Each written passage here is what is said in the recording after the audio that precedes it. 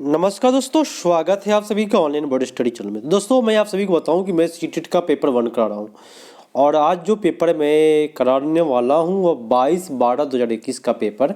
और आप सबसे पहली बात सुने कि आप लोग का सीटेट एग्ज़ाम चल रहा है, तो आप लोग क्या करें कि आपका स्थिति सही जाए। तो कितने भी बहुत सारे लोग आप लोग यूट्यूब चैनल पर सर्च कर रहे हैं कि आज क्या पूछा, कल क्या पूछा। तो मेरे दोस्तों मेरी बात ध्यान से सुन ले। ये जो क्वेश्चन होता है वह इजी क्वेश्चन ही किसी बच्चे के माइंड पर याद रहता है, जो यूट्यूब वाले कॉल करके उससे पूछ करके उस पर बताते हैं क्वेश्चन। और मेरे दोस्तों अगर आप जो पढ़ाइयाँ कर रहे थे उसको छोड़ करके केवल इसी पर लग जाते हैं तो आपको काफ़ी कठिनाई आ जाएगी।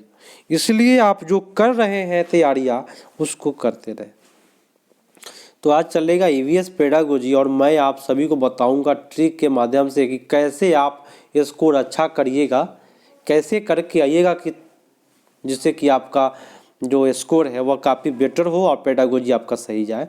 तो चलिए शुरू करते हैं। अभी तो पेडागोजी शुरुआत नहीं है, पहले क्वेश्चन दिया हुआ है जो मेरे स्क्रीन पर अटेगा ही नहीं और मेरे स्क्रीन छोटा होने की वजह से नहीं। तो एक दिशा वाला क्वेश्चन पूछता है, आप लोग देख लीजिएगा। इस प्रकार से दूरी दिशा का एक प्रश्न पूछ रहा है बार बार, किस दिशा में है, कितनी दूरी पर है। तो ये प्रश्न पूछ रहा है तो आप लोग निकाल ले लीजिएगा इसको, ठीक है। इसका स्क्रीनशॉट लेकर के निकाल लीजिए क्योंकि मेरे पास डिस्प्ले छोटा है। अब आइए इस क्वेश्चन को करते हैं। आप सभी को पता है, मिलान करने वाली बात, गोवा में लोग जो है, पता है आप लोग, नारियल के तेल में मछली को बना करके खाते हैं, फ्राई करके खाते हैं।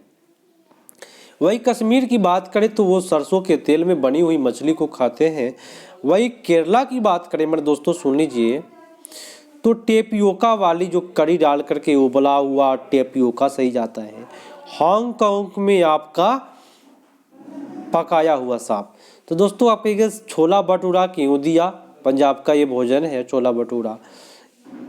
तो ये आपको माइंड को भ्रमित करने के लिए दिया हुआ है ताकि आप गलती करें और आपका नंबर कम हो जाए। तो आपको सही सही मैंने आपको बताया, इस प्रकार से आपको याद रखना है कि कहाँ पे क्या खाया जाता है, किस प्रकार का भोजन विविधता है, ये बताना है। तो आप आसानी से इसको कर लीजिएगा। अब आइए देखिए, मैं काफ़ी प्रेम से बताऊंगा। देखिए स्कोर करना है तो मेरा एक ट्रिक है जो जीवन भर आप याद करेंगे तो सीटेट में कभी भी आपका नंबर कम नहीं आएगा। वो ट्रिक क्या है कि पहले क्वेश्चन को पढ़े और उसमें एक ऐसा पॉइंट खोजे, ऐसा की पॉइंट खोजे जिसके बारे में आपको बताना है और उसी से रिलेटेड आपका आंसर रहता है। इस बात को अगर माइंड में बैठा लेते हैं कि हाँ इस बारे में बोल रहा है, उपयोग के बारे में, तो उपयोग के बारे में ही उत्तर आप लोग करेंगे तो आपका सही जाएगा। ये पेडागोजी की बात कर रहा हूँ मैं, इसकी बात नहीं कर रहा हूँ। इसके तो भाई मिर्च, मैंने आपको बोला कि दक्षिणी अमेरिका से, आज के पिछले क्लास में मैंने बताया कि दक्षिणी अमेरिका से सलाद आया है। सलाद समझते हैं, तो टमाटर और मिर्चा का सलाद। किसका? टमाटर और मिर्चा का सलाद। दक्षिणी अमेरिका से दो ही चीज आया है जिसको मैं सलाद कहता हूं, मैं अपनी शब्दों में। वह क्या है? तो मिर्चा और टमाटर जो आया है वो दक्षिणी अमेरिका से आया है। तो माइंड में याद करने का एक ट्रिक है कि सलाद आया है, ठीक है। अब भैया आपका एक निकटवर्ती राज्य से प्रश्न आ रहे हैं। गुजरात के निकटवर्ती राज्य बता दीजिए आप सभी को। पूरे ध्यान से करिएगा, कहीं भी प्रॉब्लम अगर हो तो कहिएगा, जरा मजा आ जाएगा, कभी भी आप दिक्कत नहीं होगा। देखिए गुजरात का सबसे निकटवर्ती आपका राजस्थान पड़ जाता है ऊपर की ओर, उत्तर दिशा में। वही उसके बाद दक्षिण दिशा में, गुजरात के दक्षिण में महाराष्ट्र है सटे हुआ, और गुजरात की जो पूर्व दिशा है वहाँ पे मध्य प्रदेश में है। खुद गुजरात पश्चिम दिशा में है। तो गुजरात से मात्र 3 ही राज्य है, उत्तर में राजस्थान, दक्षिण में महाराष्ट्र और पूरब में मध्य प्रदेश गुजरात से सटे हुए हैं। अगला है दोस्तों, मेरी बात सुनिए ध्यान से। क्वेश्चन कहता है कि उस पक्षी के नाम जिसकी आंख जो है मानव की तरह सामने की ओर होता है, कौन ऐसा पक्षी है? तो मैं फिगर बना दिया हूं, आपको पता चल गया होगा कि ये कौन सा पक्षी का फिगर बना है। दोस्तों बताएं। तो ये उल्लू है एक पक्षी जिसके आगे की तरफ आंख होता है मानव की तरह। आपका उत्तर हो जाएगा D is the right answer. बहुत अच्छी बात है। अब यहाँ पे लिखा कि हमसे 4 गुना दूरी को स्पष्ट रूप से देख लेता है तो चीलबाज गिद्ध। चीलबाज गिद्ध काफी लोग का सही जा रहा है, इसमें कोई किसी का गलत नहीं होगा। अंडमान निकोबार द्वीप समूह में जो सुनामी आई थी उसके बारे में बताएं कि यह सुनामी कब आई थी। तो ये 2004 की घटना है, उस समय में सुनामी आया था अंडमान निकोबार में। तो 67 का उत्तर आपका सी पर चला जाएगा।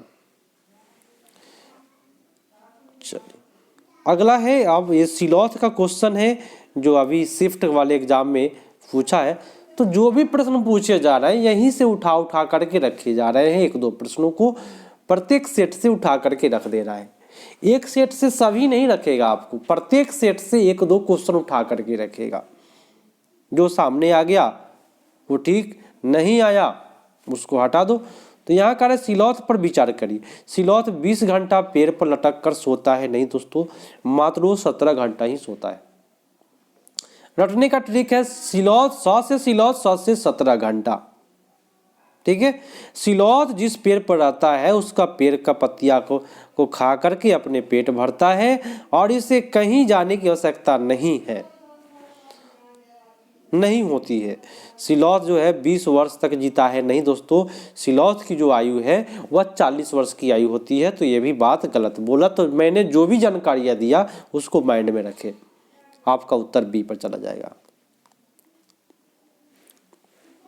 एक ट्रेन वाला क्वेश्चन पूछेगा, तो इस ट्रेन वाले क्वेश्चन को आप लोग कर लीजिए स्क्रीनशॉट, तुरंत आप सभी को लेकर के बना करके कमेंट में उत्तर दीजिएगा।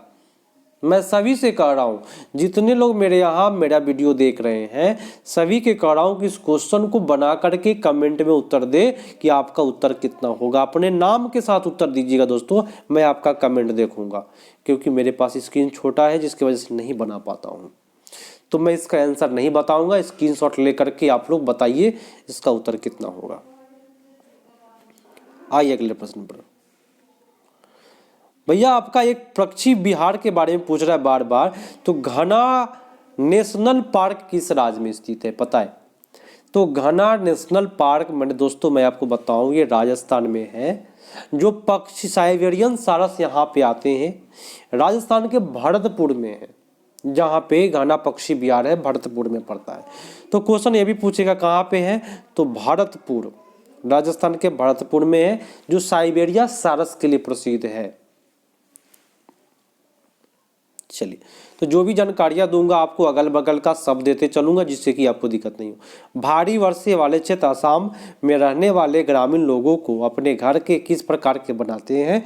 तो देखिए 3-3.5 मीटर, 3 से 3.5 मीटर ऊंचाई पर अपना घर बनाते हैं, जिसको हम 10 से 12 फीट की ऊंचाई कहते हैं।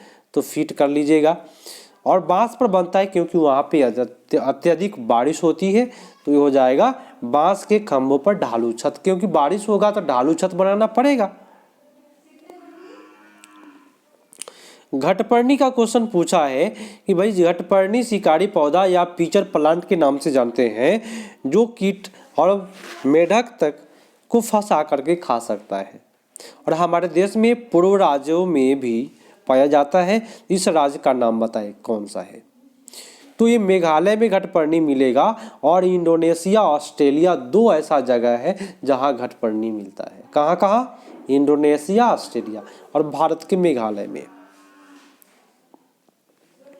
और एक और बात याद रखिए, घटपर्णी पौधा दलदली वाले इलाके में पाए जाते हैं, इसीलिए इसका नाम पीचर प्लांट पड़ा है। दोस्तों स्त्रियों में 10.5 ग्राम डेसीलीटर दिया है हेमोग्लोबिन, वही 12 वर्ष की स्त्रियों का दिया हुआ पुरुषों में 8 ग्राम डेसीलीटर। तो बताए कि कौन सा निष्कर्ष निकाला जा सकता है? मेरी बात ध्यान से सुनिए, कौन सा निष्कर्ष निकाला जा सकता है? तो मेरे दोस्तों कभी भी अगर हेमोग्लोबिन की बात करें तो 12 ग्राम डेसीलीटर अगर है तो अच्छा माना जाता है, चाहे वह स्त्री हो या पुरुष हो। तो मेरे दोस्तों मेरी बात सुन लीजिए, ये दोनों में अनीमिया का बीमारी हो जाएगा क्योंकि 12 नहीं पूरा है। तो आपका उत्तर क्या होगा, दोनों ही अनीमिया से पीड़ित है। कोई दिक्कत हुआ क्या? अल बरूनी की बात करें तो मैं आपको बताऊं कि अल बरूनी, एक सेकेंड, अल बरूनी एक यात्री जिसने हमारे देश का भ्रमण किया था के बारे में नीचे दिए गए पर विचार करिए। चलिए भाई विचार कर लेते हैं। अल बरूनी कहता क्या है, सुनिएगा। अल बरूनी की बात करें तो अल बरूनी भारत के भ्रमण में 1000 वर्ष पहले किया था, सही बात है। उसने अपने चीज़ों के बारे में लिखा जो हमारे देश में बहुत भिन्न थी और विशेष रूप से पानी को एकत्र करने के लिए बनाया गया तालाब आपके बारे में बोला। उसके बाद बोला कि हमारे लाखों से अधिक इतिहास के बारे में लेखों से अपने इतिहास के बारे में कुछ सीखने के लिए मिलता है। तो ये भी बात सही है, जब कोई लिखेगा तो सीखने के लिए मिलेगा। तो आपका उत्तर जो है वह डी पर चला जाएगा।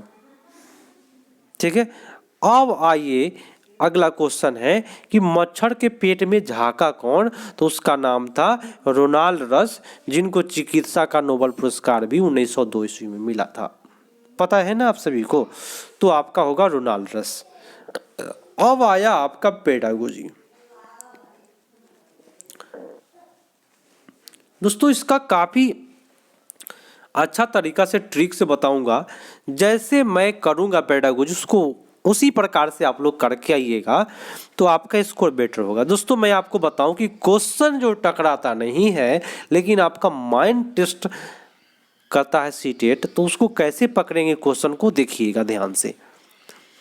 पर्यावरण अध्ययन के प्रकरण के स्थान पर उप विषय बोले तो थीमगत उपागम को स्वीकार किया गया क्यों? क्वेश्चन क्या बोला, पकड़ में आया? थीम के बारे में बोला गया है, पर्यावरण में स्वीकारा गया है थीम को, क्यों स्वीकारा गया है अब बताएं।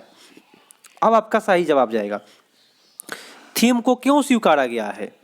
सुनिएगा, मजा आएगा, क्योंकि जब क्वेश्चन समझ में आ जाएगा तो जवाब देने में आपको परेशानी नहीं होगी। थीम से क्या होता है, यह संयुक्त और परस्पर संबंधित समझ को बनाता है, सही बोला। शिक्षण समझाने में आसान बनाता है। किसी भी निश्चित कक्षा की विषय वस्तु को सीमित करना, ये आपका गलत बोला।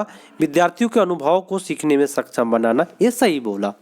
तो आपका उत्तर हो गया, एक सेकेंड, कौन सा उत्तर हो जाएगा? ए, बी और डी। उत्तर आपका सी पर चला जाएगा। जैसे मैं करूंगा वैसे अगर आप कर लेते हैं तो डेफिनिट रूप से आपकी जो तैयारियां है उसमें 4 चांद लग जाएगी। पर्यावरण अध्ययन की प्रकृति पूछता है, तो मैंने आपको बार बार चिल्ला चिल्ला कर बोला कि पर्यावरण की प्रकृति क्या एकीकृत है। तो यहाँ तो एकीकृत दिया नहीं है, एक नया ही वर्ड दे दिया है, तो क्रिया की अपेक्षा संज्ञा पर अधिक है। नहीं दोस्तों, पर्यावरण सबसे अधिक संज्ञा नहीं है, पर्यावरण करके सीखा जाता है तो क्रिया पर अधिक बल देता है। पर्यावरण संज्ञा की अपेक्षा क्या है, पर्यावरण क्रिया अधिक है। अगर कोई चीज करेंगे वास्तविक जीवन में वो पर्यावरण के अंतर्गत आता है, तो संज्ञा की अपेक्षा क्रिया मारिएगा, दोनों नहीं दोस्तों। सबसे बेटर यहां बी जाएगा, इसको माइंड में बैठा कर रखें। चलिए अब आया भाई मजेदार क्वेश्चन, क्योंकि भाई जब पढ़ने वाला क्वेश्चन आता है तो दिल खुश हो जाता है कि भाई पकड़ेंगे कैसे, यहां पे मैं आपको सिखाऊंगा। अपनी अगली कक्षा में प्रदूषण पढ़ाने के लिए योजना बनाते समय निवेदिता पाती है, निवेदिता एक मिस है, टीचर है, जो प्रदूषण पढ़ाने की योजना बनाते समय वो क्या पाती है कि ग्रामीण पृष्ठभूमि के विद्यार्थियों ने प्रदूषण शब्द सुना नहीं है। मैंने जो गांव के बच्चे आते हैं वो प्रदूषण के बारे में कभी सुना ही नहीं, इसलिए उन्हें समझ में कठिनाइयां होगी। निविदा के इस संप्रत्यय की शुरुआत करने के लिए कौन सी विधि उपयोग करना चाहिए? बताएं, आप टीचर रहते तो क्या करते? चलिए तो मैं आपको बताता हूं कि कैसे करना है। सबसे पहली बात, व्याख्या वाली बात गलत है, लेक्चर देने से बच्चा नहीं समझेगा, क्योंकि 1 to 5 का बच्चा है। विचार मंथन करने से भी आपका बच्चा नहीं होने वाला है। अगर आप विचार मंथन करते हैं तो कुछ नहीं समझने वाला। कितना भी विचार मंथन कर लीजिए, बच्चा कभी सुना ही नहीं है, व्याख्या करते जाइए, समझेगा क्या? नहीं समझेगा। लेकिन भाई कठपुतली नाटक के माध्यम से अगर कराते हैं तो बच्चे के माइंड पर प्रभाव पड़ेगा, वो अच्छे से सीखेगा। और क्षेत्र भ्रमण कराएंगे तो जगह को देखेगा कि हमारा जो गांव था वह स्वच्छ था, और जहां हम घूमने गए वहां काफ़ी क्या है, गंदगी फैली हुई है, तरह तरह के कीचड़ नदियों में बह रहे हैं। तो इससे वो आसानी से प्रदूषण के बारे में वो समझ जाएगा। तो उत्तर आपका सी और डी सबसे बेटर जा रहा है यहाँ। परिवार एवं मित्र पाठ के पूर्ण होने पर चेतन विद्यार्थियों का इकाई परीक्षण लेने का निर्णय लेता है। तो निम्नलिखित में कौन सा कथन इस परीक्षण के लिए सर्वाधिक उपयुक्त उद्देश्य है? बताएं। विद्यार्थियों की प्रगति का आकलन करना बहुत अच्छी बात है, लेकिन सर्वाधिक उपयुक्त क्या करना है, क्या चीज के लिए? तो परिवार एवं मित्र पाठ के पूर्ण पर चेतन विद्यार्थी इकाई परीक्षण लेने का निर्णय लेता है। किस पर? तो परिवार और मित्र पर परीक्षण लेना चाहता है। तो कौन सा परीक्षण सबसे बेटर होगा परिवार मित्र पर यदि परीक्षा लेना चाहते हैं तो यहाँ लिखा है कि विद्यार्थियों को अधिक से अधिक विद्यार्थियों के अधिगम का आकलन करना, बोले तो विद्यार्थियों की कठिनाइयों का निदान करना। परीक्षण किस लिए करते हैं? परीक्षण इसलिए करते हैं ताकि बच्चों का निदान हो सके। तो ये तो सही बोला, लेकिन परीक्षण प्रगति के आकलन के लिए नहीं होता है मेरे दोस्तों, निदान के लिए कि कहाँ कमियां रह जा रहा है। और अभिभावक के प्रगति के बारे में बताना, अभिभावक को बताएंगे तो अभिभावक किसी बच्चा का काफ़ी माइंड पर लेकर के उसका कस के थुराई कर देगा। ठीक है, विद्यार्थियों को अनुत्तीर्ण करने के लिए परीक्षण नहीं होता है, कठिनाइयों को निदान करने के लिए किया जाता है। नेक्स्ट प्रश्न है, और मैं आप लोगों से बातें नहीं कर रहा हूँ, थोड़ी सी बात ध्यान से सुनिए कि आप सभी को अभी एक बार जोरदार शेयर कर दीजिए, और अभी तक लाइक नहीं किए हैं लाइक कर दीजिए। अगर आपको अच्छा लग रहा है मेरा क्लास तो लाइक करें, क्योंकि मैं काफ़ी धैर्य से स्थिरता के साथ पूरा बता रहा हूँ कि कैसे सोल्व करेंगे। अपने माइंड को कांस्टेंट कर एकदम उसको एकाग्र करके रखना है, कहीं भी भटकने नहीं देना है, किसी की बातों में नहीं आना है दोस्तों। सीटेट निकालना है तो आप खुद की बातों को समझे कि क्या कर रहा है क्वेश्चन, और घबराए नहीं। कभी भी आपके साथ अन्याय नहीं होगा अगर आप तैयारियां सही से किए हैं तो। क्वेश्चन क्या कहता है कि विलियम एक शिक्षक अपनी कक्षा के लिए पक्षी अवलोकन क्लब की स्थापना करना चाहता है। माने आप एक टीचर है, पक्षी अवलोकन क्लब की स्थापना करना चाहते हैं जहां पे बच्चा लोग देखे। तो इसके क्लब का नेता किसको बनाना चाहिए? बताइए, नेता आप किसको बनाइएगा? दोस्तों नेता किसे? बस अंक देखिए, कक्षा में अधिक अंक प्राप्त करने वाला विद्यार्थी को नेता बना देंगे तो वो तो घमंड में चूर हो जाएगा। शरारती बच्चा को अगर बना देते हैं तो भाई वो थूर थार के धा देगा। छोटे छोटे समूह बना करके उन्हें नेता चुनने के लिए कहेंगे। वोटिंग प्रोसेस जो है, वोट डालने वाला काम करवा देंगे बच्चों से। इससे क्या होगा बच्चे के अंदर कि वोट के बारे में वो बच्चा समझ जाएगा कि हाँ किसके अधिक वोट मिले उसी को नेता बनाना। तब वोट के बारे में बच्चा समझ जाएगा। तो इससे बेटर कुछ हो ही नहीं सकता है मेरे दोस्तों। आपका उत्तर सी होगा।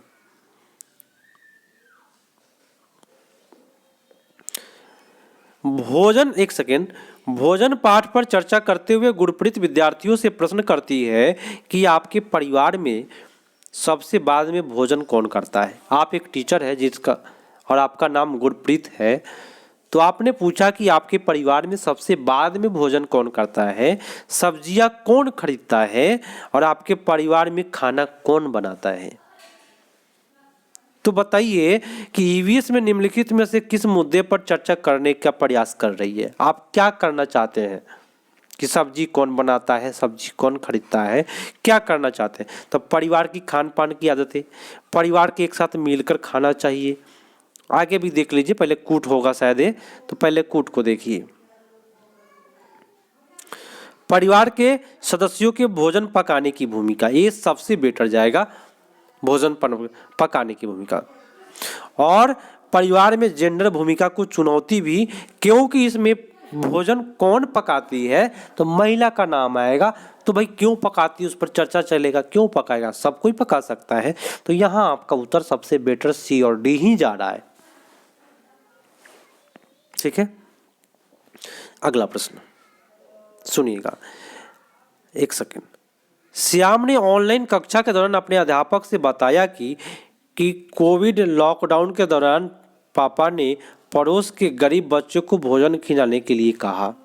सुनिएगा, श्याम यह व्यवहार निम्नलिखित में स्वशैक्षिक पक्ष का आकलन करने में किसके उपकरण में दर्ज किया जाएगा, बताइए किसमें ये दर्ज करिएगा जिसमें बच्चा क्या किया है, कोविड-19 के दौरान भोजन खिलाने में मदद किया है। तो कोई भी अगर चीज बीत गया है, पास्ट टेंस में कोई भी बात बोलता है कि ये चीज मैंने किया था, तो उसको वृत्तांत कहते हैं। वृत्तांत, यात्रा वृत्तांत देगा और नहीं तो वृत्तांत रिकॉर्ड देगा। जो चीज बीत गया है उसके बारे में अगर कहे तो वृत्तांत सही जाता है। अगला प्रश्न है, गीता की कक्षा एक विद्यार्थी इकबाल दृष्टिबाधित है और गीता देखती है कि पिछले कुछ दिनों से विद्यालय नहीं आ रहा है। तो उसमें अभिभावक से बात करने से पता चला कि उसको बोर्ड पर देखने में कठिनाई हो रही थी। सुनिएगा, और वह कक्षा के प्रतिभागियों में भी भाग नहीं ले पा रही थी। गीता को इकबाल के विद्यार्थी आने के लिए अभिप्रेरित करने के लिए क्या करना चाहिए? अगर आप टीचर होते और एक बच्चा आपके दृष्टिबाधित है और उसको दिखाई नहीं देता, स्कूल छोड़ दिया, तो आप क्या कीजिएगा कि आपके स्कूल में आना शुरू करेगा? बताएं। उसे घर पर पढ़ने की स्वीकृति देना, तो जब घर पर पढ़ेगा तो अभिप्रेरित कहाँ हुआ? उसे अभिभावक के डॉक्टर के सलाह लेने के लिए कहना, तो भाई कहेंगे ही, लेकिन अभिप्रेरित करना है ताकि वो विद्यालय आए। कक्षा में नाटक की योजना बनाकर इकबाल के लिए भूमिका निर्मित करनी चाहिए कि तुम एक भूमिका, एक रोल प्ले करो, तो उसमें वो बच्चा आनंद लेगा, अनुभूति लेगा, सोचेगा कि सर हमको नाटक में भूमिका देते हैं। तो भाई उससे बेटर तरीका से नाटक से वो सीख पाएगा। लेकिन भाई इकबाल को आगे की सीट पर बैठा देना तो वो समझेगा क्या कि मेरे दोस्तों सुनिएगा, वो क्या समझेगा, ऐसे तो आगे की सीट पर बैठाना ही चाहिए, लेकिन वो समझेगा कि हमको दिखाई नहीं देता है इसलिए सर जी हमको आगे बैठाए हैं, और वह हीनता का शिकार हो जाएगा। तो ये काम नहीं करना है। ठीक है, चलिए। ऋषि चीजें जो हम बनाते हैं और करते हैं, पढ़ाने की योजना बना रहा है, वह रेशम कैसे बनता है, इस पर चर्चा करना चाहता है। मान लीजिए आप टीचर हैं, सुनिए क्वेश्चन को हम ऐसे पकड़ते हैं, आप रेशम कैसे बनता है उस पर चर्चा करना चाहते हैं, तो कौन सा उपयुक्त होगा, सबसे बेटर बताएं। तो कक्षा में चर्चा करने से नहीं होगा, वार्ता करने से नहीं होगा, वृत्त प्रस्तुत करने से नहीं होगा, रेशम पालन इकाई का भ्रमण करा देंगे तो उसको बेटर तरीका से समझ में आएगा। अगला है, गला पकड़ लिया, लेकिन मैं आप लोगों के लिए काफ़ी तत्पर हूँ कि दिन में कम से कम 2 वीडियो प्रोवाइड करा रहा हूँ आप लोगों को। एक मॉर्निंग में 9:30 पर और शाम को 7 बजे। 2 लाइव ज्वाइन जरूर करें आप। अगर आप करते हैं तो आपका कल्याण होने वाला है।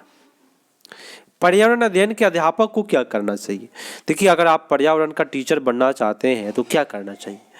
तो पाठचर्या का निर्माण करना चाहिए, पालन नहीं करना चाहिए, हस्तांतरण गलत, क्रियान्वयन नहीं, पाठचर्या का निर्माण। पर्यावरण अध्यापक को क्या करना चाहिए?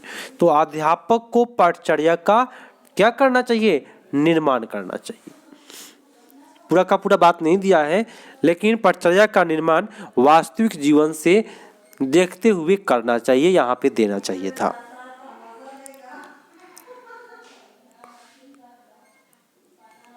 अगला प्रश्न है, एक सेकेंड। कक्षा पहली और दूसरी के पर्यावरण अध्ययन के कोई पाठ्य पुस्तक नहीं है। आप लोगों को पता है कि पहला और दूसरा क्लास में पर्यावरण का कोई पाठ्य पुस्तक नहीं है, कोई बुक नहीं है। ऐसा इसलिए है क्योंकि मैंने आपको सिखाया था कि पहला दूसरा क्लास में पर्यावरण का बुक नहीं है, लेकिन पढ़ाया जाना चाहिए किस माध्यम से, तो भाषा और गणित के साथ। ये दो बात याद रखिएगा, भाषा और गणित के माध्यम से 1 to 5 1 और 2 के क्लास में पर्यावरण पढ़ाया जाता है। रमेश कक्षा 5 में जंतुओं को पढ़ाने के लिए नाटक का उपयोग करना चाहता है, तो उसे क्या करना चाहिए? बताइए क्या करना चाहिए उसको, क्या करना चाहिए रमेश को? दोस्तों, पहले लिखी नाटक का चयन एवं निर्देशित करें। निर्देशित आप सही है, लेकिन पहले लिखित नाटक का चयन एवं निर्देशित करें, ये आपका अच्छा नहीं जा रहा है। स्वयं नाटक लिखकर निर्देश करें, ये भी भाई संभव नहीं है पहले बच्चा के लिए। विद्यार्थियों को नाटक लिखने और अभिनय करने के लिए कहेंगे, सबसे बेटर है। निर्देशित करना ही गलत होता है मेरे दोस्तों। आप कह दीजिएगा कि तुम नाटक लिख कर लाओ तो गलत हो गया, लेकिन विद्यार्थियों से नाटक लिखने और अभिनय करने के लिए कहना सबसे बेटर है कि नाटक के पाठ कहते हैं उसको, लिखे और उसका अभिनय करे, तो इससे बेटर कुछ नहीं हो सकता है। नाटक को खोजने वाली बात आपका गलत है। तो अभिनय करना, सबसे रोल प्ले करना, और रोल प्ले आपका बहुत बेटर जाता है। अगला है कि जल पर चर्चा करते हुए शिवांगी कक्षा 1 और 1 के विद्यार्थियों की अवकाश का चित्र बनाने के लिए कहती है। सैम ने आकाश का चित्र बनाने के लिए कहती है, सैम ने आकाश में हरा रंग भरा। देखिए, बच्चा जो है आकाश का चित्र बनाने के लिए कह दिए, तो सैम ने क्या किया, हरा रंग भर दिया। इसने इस रंग को चुना क्योंकि पूछने पर जवाब देता है कि उसके घर के पास तालाब का रंग हरा है, क्योंकि पानी जो है आकाश से आता है। देखिए कि क्या माइंड दौड़ा है बच्चा, इसलिए आकाश हरा होगा। तो शिवांगी को उसकी सृजनात्मकता को सराहना करनी चाहिए। उसे बताना चाहिए कि आकाश नीला है, आकाश वो हरा बोला है, बताना चाहिए। विद्यार्थियों के लिए आकाश का अवलोकन की व्यवस्था करनी चाहिए, कि ताकि बच्चा देख सके। अवलोकन बोले तो क्या, अपनी आंखों से वह आकाश को देखने का व्यवस्था करना चाहिए। जब देख लेगा आंख से, तो कभी भी वह हरा रंग नहीं भरेगा, नीला रंग भरेगा। ठीक है, चलिए। ईवीएस में रचनात्मक आकलन। दोस्तों, ये प्रश्न आपका शिफ्ट में पूछ दिया है, अभी हाल ही में 2023 में ये शिफ्ट में पूछा है, 9-10 जनवरी में।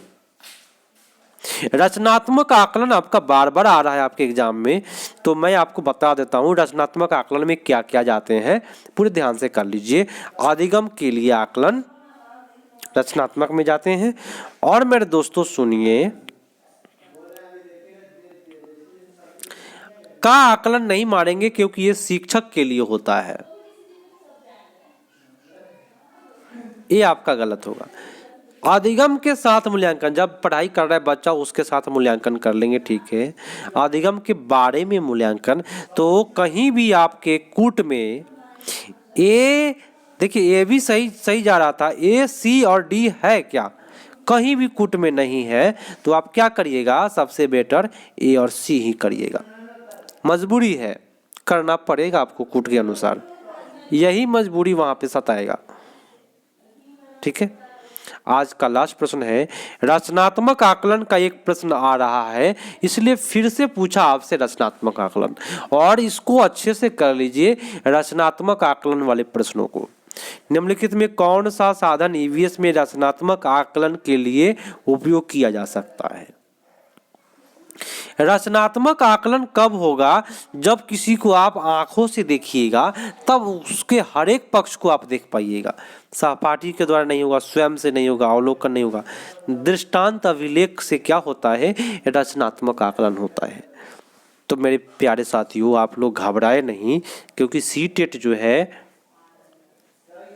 आप लोग का माइंड टेस्ट कर रहा है। नेगेटिव पॉजिटिव के तौर पर आप लोग देखते हैं, अगर दिया तो ठीक है, नहीं दिया तो आपका माइंड टेस्ट कर रहा है, क्योंकि सीटेट आपका माइंड टेस्ट करके आपको टीचर बनाएगा। आगे चल के आप टीचर बनिएगा तो उतना माइंड होना चाहिए किसी क्वेश्चन को बच्चों के बारे में जानने का। अगर आपके पास है डेफिनेट रूप से आपका निकलेगा, घबराए नहीं, ठीक है। और आप सभी दोस्तों से रिक्वेस्ट है कि आप एक टीचर बनने जा रहे हैं तो एक टीचर दूसरे टीचर का सहयोग करे, उसके लिए आपको शेयर करना पड़ेगा। दोस्तों के पास शेयर करें और लाइक में कमी नहीं करें, भर भर के लाइक ठोक करके जाए। और कितने लोग सब्सक्राइब नहीं किए हैं कर लीजिए। फ़ायदा क्या होगा कि जब भी मैं वीडियो डालूंगा आपको नोटिफिकेशन मिल जाएगा कि वीडियो आ गया है, हमको देखना चाहिए, तो आप आसानी से देख सकते हैं। इसमें कोई रुपया पैसा नहीं लगता है, पूरा फ्री है, आप इतना करके जाए। देखिए सहयोग की भावना और व्यवहार कभी भी अगर बना के रखते हैं कहीं भी किसी के प्रति, तो कभी भी आप आगे बढ़ेंगे। ये भाई कोई देखता नहीं है, लेकिन ईमानदारी और व्यवहार, हर व्यक्ति के प्रति रिस्पेक्ट की भावना, ये आपको टीचर बनाने की ओर ले जाएगा। तो दोस्तों मिलते हैं अगले पार्ट में, तब तक के लिए धन्यवाद, जय हिंद।